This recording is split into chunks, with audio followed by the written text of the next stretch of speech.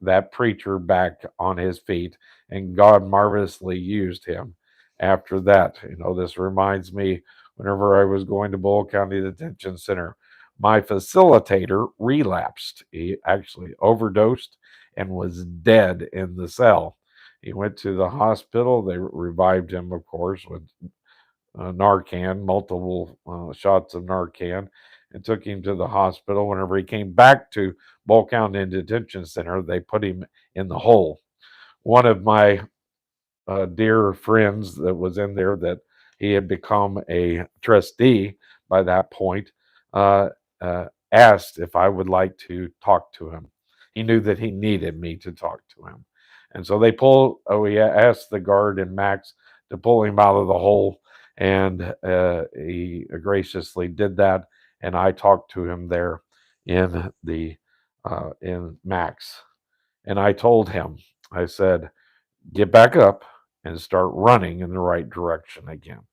And whenever he came back to the meeting, I let him facilitate again. Many thought that that was a wrong decision. There was people in 239 that disagreed with that, and they refused to come out because of my decision. But for his benefit, he needed to know how to hit the ground running and to get back up and hit the ground running after he had relapsed. And that's what that you do, is you start running in the right direction, and that's what I told him to do. Ye which are spiritual, restore such a one to the spirit of meekness. Notice that you are to restore him in the spirit of meekness. A spiritual man will have the fruits of the Spirit in his life: love, joy, peace, long suffering, gentleness, goodness, faithfulness, and meekness. You are to restore him in meekness, considering thyself, lest thou also be tempted. Don't think that you are immune to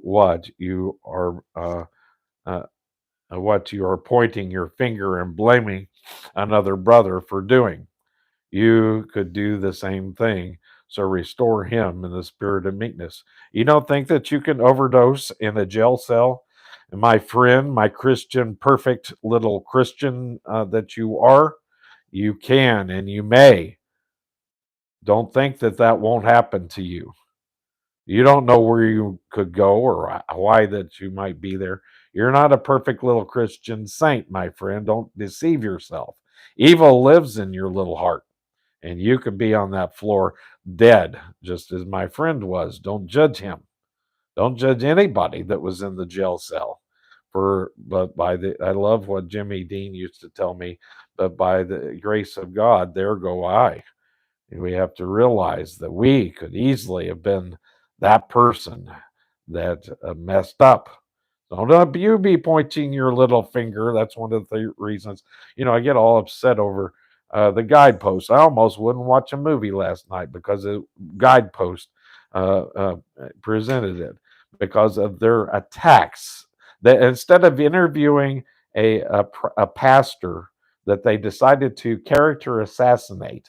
Well, I mean, he did something that was wrong, and he repented of it. He praised God. He stopped in the middle of the sin, but still, yet they assassinated him on the cover of Guidepost.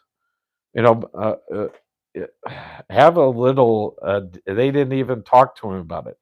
I mean, the Christian thing to do, Matthew chapter 18 version, would have been for the if he's really a Christian, for the reporter to have gone and talked to the preacher and asked him to step down. He wasn't a preacher at the time. He was a part of the association, the state association. Went to him and asked him and said, I'm going to step down, and actually interview him and get his side. He didn't even interview the preacher. He put the slam piece in the guidepost and assassinated the person. And then I find out from one of my friends, he pointed a finger at him. Well, you preacher friend of mine, you could just as easily sleep with, well, you didn't sleep with somebody. Okay, you could just as easily be tempted in the same manner. Be careful what you wish for, what you judge, because you may do the same thing whenever you turn around.